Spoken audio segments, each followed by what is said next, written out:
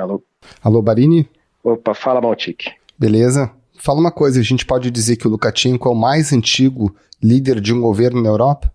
Pode sim, desde 1994 ele está no comando da Bielorrússia, por meio de umas eleições que de vez em quando não podem não ser consideradas limpas, e por isso ele ganhou o apelido nada carinhoso de último ditador da Europa. Bora falar um pouco dele então? Bora. Я действовал законно, защищая своих людей. Так будет и впредь. Esse é o próprio Alexander Lukashenko, presidente da Bielorrússia, garantindo que atuou dentro da lei no último domingo, supostamente para proteger o povo de seu país contra uma ameaça de bomba. Isso em um avião que não tinha a capital Minsk como destino. Escuta só o que o Lukashenko fez. O voo seguia da Grécia para a Lituânia, mas foi escoltado por um caça e forçado a pousar em Minsk, capital de Belarus, sob o pretexto de ameaça de bomba. Mas nada foi encontrado a bordo e o avião só foi liberado depois que um dos principais opositores do governo, o jornalista Roman Protasevich, foi preso. O ativista de 26 anos vive exilado e comanda um canal de oposição a Lukashenko na internet. Além do jornalista, a namorada dele também foi retida e presa. Segundo o governo, tudo não passou de uma coincidência. Mas ninguém, a não ser os próprios apoiadores do presidente da Bielorrússia e o seu aliado Vladimir Putin, acreditou nessa história. Esse foi o movimento mais arrojado de um líder que enfrenta, com prisões e denúncias de tortura, milhares de opositores que foram às ruas nos últimos meses para contestar a sua 5ª reeleição, marcada por suspeitas de fraude. A reação na Europa e nos Estados Unidos foi imediata. Lukashenko hält die eigene Bevölkerung in Geiselhaft. Inviter les compagnies aériennes européennes à ne pas survoler le territoire biélorusse, ce qui sera fait évidemment par nos compagnies aériennes. È veramente da condannare, inaccettabile. And I think Lukashenko and any other dictators need to get a message that this is not acceptable. Nesta quarta-feira, 6 países que integram o Conselho de Segurança da ONU pediram uma investigação urgente sobre o episódio, mas não é esperada uma manifestação formal do Conselho diante do poder de veto da Rússia. Apesar da pressão internacional e da ameaça de sanções comerciais, Lukashenko não dá sinais de trégua. Mandou até seus 2 novos prisioneiros gravarem vídeos confessando crimes sem nenhuma convicção, o que aumentou o choque do mundo. Mas afinal, por que o último ditador da Europa comprou uma briga com o Ocidente para prender um jornalista dissidente? Como Lukashenko se sustenta há tanto tempo no poder? E como esse episódio é um novo teste da já abalada e nada amistosa relação entre a Rússia e os Estados Unidos? Esses são os temas do Ao Ponto desta quinta-feira. Eu sou o Roberto Maltic, estou com a Carolina Moran e nesse episódio conversamos com o jornalista Felipe Barini. Fique com a gente.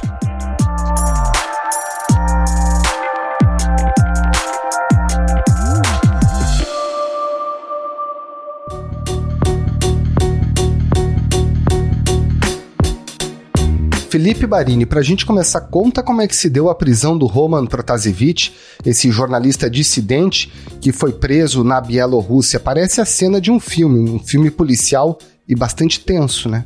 Bom dia, boa tarde, boa noite a todo mundo que está ouvindo o podcast. O voo era um voo tranquilo de Atenas até Vilna, na Lituânia, e de repente, quando o avião já estava pousando na Lituânia, o voo deu uma meia volta e pousou em Minsk. Oficialmente tinha um alerta de bomba a bordo que seria sido feito pelo Hamas, que já negou qualquer envolvimento no caso, e um MiG-29, um caça, chegou a escoltar o avião até ele pousar, e a bordo estava Protasevich e a namorada dele, a Sofia. E os dois, segundo os passageiros que estavam no voo, disseram, os dois estavam muito tensos e dizendo que Protasevich especial, que ele ia ser condenado à pena de morte. Ele foi preso quando chegou em Minsk, ele e a Sofia foram presos. 3 pessoas que estavam a bordo do voo, ninguém sabe quem são, também desembarcaram em Minsk, que seriam espiões que estariam acompanhando o jornalista desde Atenas.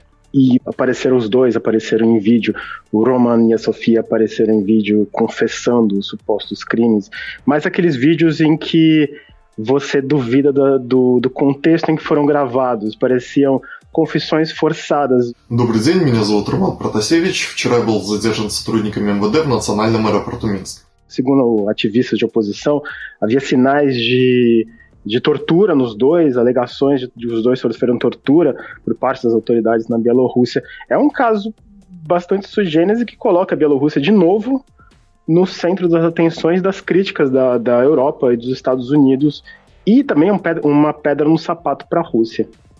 Pois é, Barini, voltando um pouco para a gente entender o contexto da Bielorrússia, o Alexander Lukashenko é conhecido, como você já disse, como o último ditador da Europa. Por quê? Qual é o contexto? Desde quando vem esse governo do Lukashenko na Bielorrússia? Ele comanda a Bielorrússia desde 1994, mas desde a União Soviética ele já era uma pessoa presente na política local, já passou por algumas reformas constitucionais, e já passou por eleições altamente controversas, que ganhou por 80%, 90%, e é conhecido pelo seu pouco apreço à oposição. Oposicionistas geralmente vão para a cadeia, ou aparecem, ou têm que fugir para outros países para não serem presos ou executados. A segunda ONG, Repórteres Sem Fronteiras, a Bielorrússia ocupa o honroso 158º no ranking de liberdade de imprensa esse ano, sempre fica nessa parte, e o Lukashenko, as pessoas falam como que ele consegue ficar tanto tempo no poder. Ele estabeleceu uma rede na elite econômica e política da Bielorrússia, que é uma elite que é muito leal a ele. O Estado controla boa parte da economia, o que dá a ele um certo comando inclusive dos trabalhadores. Em protestos que envolvem greves, eles sempre chegam com a ameaça: se você continuar em greve, vamos te demitir, e isso acaba suprimindo tudo. Ele conseguiu, e fora isso, ele tem a relação dele com a Rússia, que é uma relação um pouco dúbia, mas Moscou depende muito dele, do Lukashenko, e da forma como ele maneja o país, para atender os seus próprios interesses estratégicos naquela região que formava o antigo bloco soviético e que hoje é quase inteira já, digamos, ocidentalizada, com vários países que são integrantes da OTAN. Manifestantes voltaram a enfrentar as forças de segurança na capital Minsk e em outras cidades também. A polícia afirma que só ontem foram presas 2.000 pessoas. Os protestos começaram depois da votação para presidente, que foi no domingo, e que reelegeu Alexander Lukashenko. Agora, Barini, no final do ano passado, no segundo semestre, praticamente todo, apesar da pandemia, a Bielorrússia acompanhou uma série de protestos, milhares de pessoas foram às ruas justamente por conta da última eleição alegadamente fraudada que deu um novo mandato a ele. Houve repressão, houve prisão e as pessoas continuaram na rua. Esse movimento conquistou algo, apesar da repressão? Na prática, não. Você conseguiu mobilizar internamente uma oposição, mas você não conseguiu, como eu falei há pouco, não conseguiu causar impacto nessa base da elite que apoia Lukashenko. Você teve uma onda de repressão muito forte, você teve sanções internacionais da União Europeia e dos Estados Unidos contra a Bielorrússia. Você teve especialmente por conta da repressão, que os relatos são horríveis, com violências de todos os tipos contra as pessoas presas. A então candidata oposicionista, Svetlana Tikhanovskaya, precisou fugir para a Lituânia para não ser presa ou coisa pior. Outros líderes oposicionistas estão todos presos ainda, mas só que Lukashenko permanece no poder, especialmente porque a Rússia acabou bancando ele. Quando ele foi bloqueado por conta das sanções econômicas, a Rússia deu empréstimos a Lukashenko e acabou trazendo um líder que é um líder errático, que volta e meia arrumava confusão com Moscou, que dava uns sinaizinhos para a União Europeia, trouxe ele de vez para a sua esfera. Mas só que hoje está um pouco complicada essa relação, porque a Rússia está vendo que o preço de apoiá-lo é muito alto. Barini, como é que a oposição tem se articulado? Você já disse que os principais opositores ou estão exilados ou estão presos, né? Mas esse jornalista que foi preso é um garoto novo, 26 anos, fundou um canal em redes sociais e tinha ali uma rede de mensagens pelo Telegram, né? Quer dizer, a oposição está tentando se organizar utilizando a internet. Isso, O Roman ele já foi preso, ele tinha 17 anos quando ele foi preso pela primeira vez. Ele foi um fundador do Nexta, que é um dos meios independentes da Bielorrússia. Ele já não era mais do canal, ele tinha acabado de sair. Ele vivia, desde 2009, ele vivia entre a Polônia e a Lituânia, exatamente para não ser preso pelo governo da Bielorrússia. E os opositores eles se usam muito redes sociais, tanto que uma das armas foi o bloqueio da internet durante os protestos. Ações contra especialmente o Telegram e o VKontakte também, que é vamos dizer, o Facebook russo, que é muito utilizado na Bielorrússia também.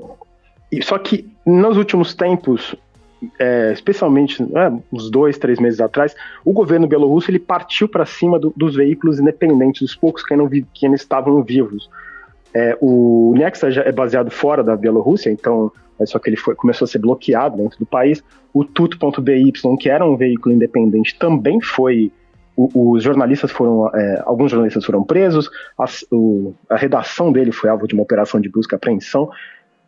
Existe uma ação que precede a prisão do Roman e a interceptação do voo da Ryanair, que precede isso, que tem como foco a mídia independente. Na segunda-feira, mais um sinal disso, um dia depois da interceptação, o governo da Bielorrússia aprovou uma lei que proíbe jornalistas de cobrirem manifestações, entre aspas, não sancionadas, ou seja, um protesto que não seja autorizado pelo governo, praticamente nenhum, não pode ser acompanhado por jornalistas, que se eles fizerem isso, eles podem ser presos, especialmente transmissões ao vivo. Se um jornalista independente estiver filmando o protesto com sua câmera, transmitindo pelo Instagram, por qualquer outro meio, ele também pode ser preso, pode receber uma visitinha dos agentes da polícia bielorrussa.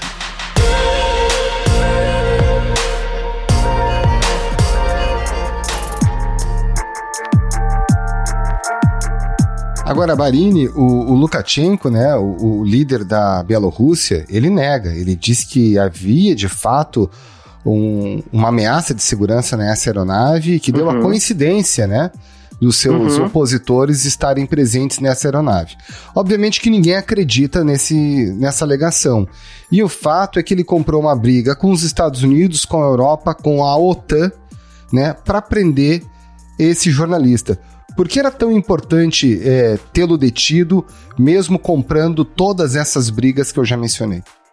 Eu acho que ele deu uma cartada a mais, ele se viu protegido pela Rússia e viu que o Ocidente não tem arma suficiente para atacá-lo. Ele fez uma repressão violenta no ano passado, ele está fazendo uma repressão violenta contra a imprensa independente e não aconteceu muita coisa com ele continuou no poder, ele se vê protegido por uma base próxima. Esse pronunciamento dele foi diante do parlamento, foi um pronunciamento interessantíssimo, porque ele, falando em língua do dia a dia, ele jura de pé junto que ele só seguiu uma regra internacional e que o avião pousou em Minsk. Uau, tem uma pessoa que tem um mandado de prisão contra ele aqui dentro do avião. Uau. O presidente de Belarus, Alexander Lukashenko, afirmou que atuou legalmente e negou que tenha determinado um pouso forçado de um avião de passageiros para prender o jornalista opositor Roman Protasevich. De acordo com a agência oficial belga, nessa quarta-feira, Lukashenko atuou para proteger pessoas. A impressão que passa é que Lukashenko ele perdeu o medo do que pode acontecer contra ele, porque o próprio Ocidente não tem muito o que fazer contra ele. Vai fechar o espaço aéreo, ok, a Belavia não tinha tantos voos para a Europa, sanções, ele acredita que a Rússia vai novamente apoiá-lo, mas não tem mais o que sancionar. Tem uma medida que a opositora Svetlana Tikhanovskaya, ela vem propondo nos últimos dias, que é você retirar a Bielorrússia do sistema de pagamentos internacional SWIFT, que foi uma ação que foi defendida pelos Estados Unidos contra o Irã não faz parte do SWIFT, foi ameaçada contra a Rússia algumas vezes, mas não foi implementada. Essa medida poderia complicar muito a vida dele e complicar o apoio da elite a ele, porque a elite não teria mais acesso aos sistemas internacionais. Sempre há um meio, apesar de sanções, você sempre consegue um jeitinho, mas sem o SWIFT complica demais essa vida. E aí sim eu vejo um caminho que poderia abalar um pouco ele internamente. Mas você acha, Barini, que de fato a Europa vai dobrar a aposta e aumentar as restrições à Bielorrússia, levando em conta que o Lukashenko tem as costas quentes ali, apoiado pelo Putin, né?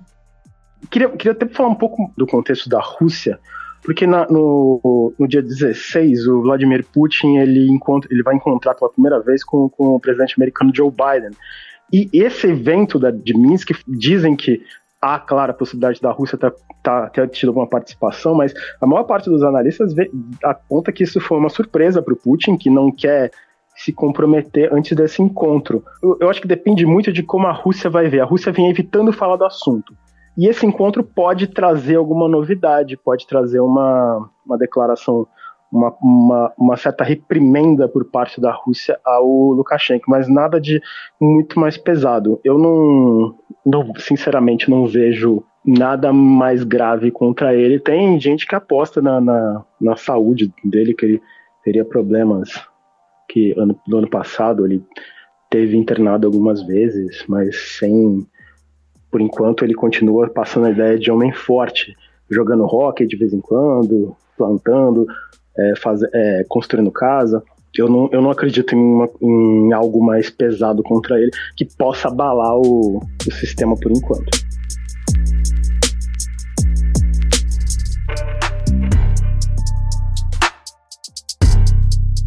Vamos falar um pouquinho desse país, né, que é curioso a gente falar, inclusive, de um país tão pequeno que fica perto da Rússia. Cerca de 50% de tudo que é produzido por lá vai para a Rússia, né, as principais transações comerciais se dão com a Rússia, 1/5 das transações com a Europa. Que tipo de país é esse? A economia funciona à base de gás, óleo, eu sei que eles são grandes fornecedores de potássio, né, que é um fertilizante fundamental. Eles dependem do gás russo, inclusive em 2010 teve uma crise grave de fornecimento, quando o Lukashenko ele começou a dar muitos acenos para a Europa, a Rússia diminuiu o fornecimento, alegou falta de pagamento, teve uma crise mais ou menos grave. A Bielorrússia é interessante porque é um país que o Estado domina muito a economia. Eles exportam bens primários, alguns manufaturados, mas eles dependem demais da Rússia. Inclusive o interesse da Rússia é de quase já foi discutido isso, uma união prática da Bielorrússia. Eles têm acordos comerciais mais intensivos e essa parceria com a Rússia ela dá um pouco de lastro ao Lukashenko. Ele pode perder dinheiro sim, caso a Europa feche totalmente as portas a ele, mas se a Rússia não fizer nada, ele pode passar com alguns arranhões, mas ele vai continuar sobrevivendo. E qual a importância da Bielorrússia na geopolítica russa? De fato, o Putin está muito preocupado ou está mais preocupado com a fronteira da Ucrânia, que é uma região ali de conflito? Não, a Bielorrússia, a fronteira da Ucrânia é uma preocupação sim, mas a Bielorrússia é uma preocupação a médio e longo prazo. Apesar do Lukashenko não ser o melhor aliado de todos, Putin, notadamente, odeia ele, a Rússia não vê ninguém com a capacidade de ser esse tipo de líder que é conveniente para Moscou, não tem um substituto. Se a Rússia forçasse, por exemplo, vamos fazer eleições livres na Bielorrússia, e fosse eleita uma candidata de oposição pró-Ocidente, você correria o risco de perder a Bielorrússia daquela sua esfera de influência.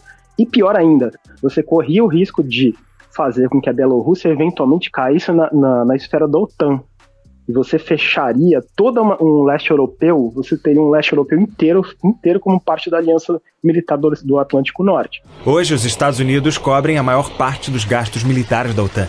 Isso a Rússia não quer, e a Rússia não pode, vai contra tudo que o Kremlin deseja nesse momento e pelo futuro a médio e longo prazo.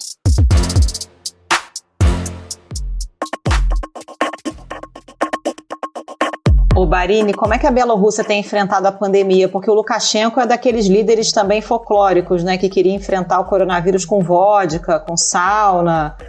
Continua ainda nessa mesma pegada? Continua. A Bielorrússia não é um exemplo de combate à pandemia. máscara. O Lukashenko, ele raramente é visto de máscara, ele despreza o vírus, ele, como você falou, vodka, sauna, vai levando a vida hoje como vai. A Rússia ofereceu vacinas Sputnik V para eles estão realizando suas imunizações, mas a política básica é, se a gente não pensar no vírus, ele não existe.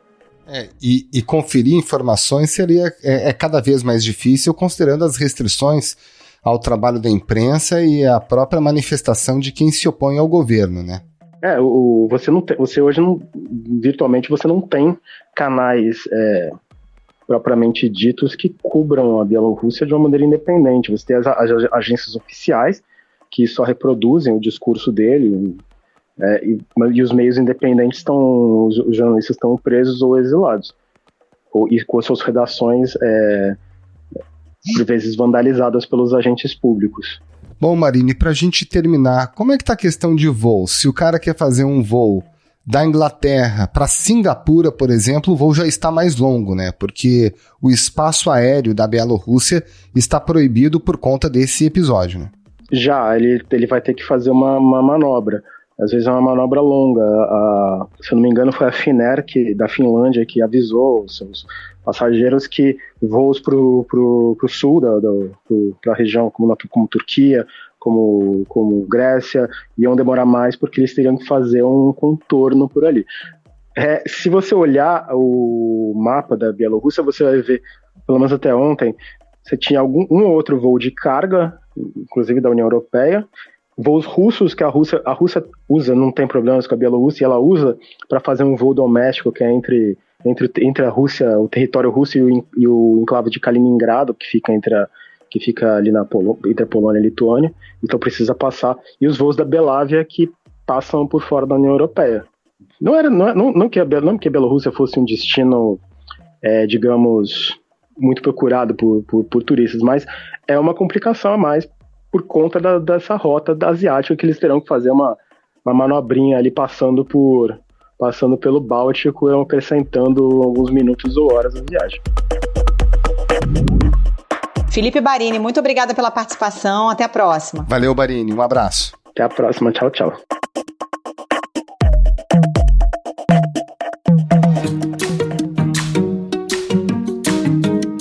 Esse foi o Ponto de hoje, o podcast diário da redação do Globo. Nessa conversa a gente conta com a participação de toda a equipe do jornal, as mesmas pessoas que levam até você informação e análise de qualidade todos os dias. Quer saber mais? Assine o Globo. Acesse assineoglobo.com.br e confira todas as notícias e reportagens especiais. A produção foi do João Pedro Fragoso e a edição é do João Guilherme Lacerda. Tchau. Até mais.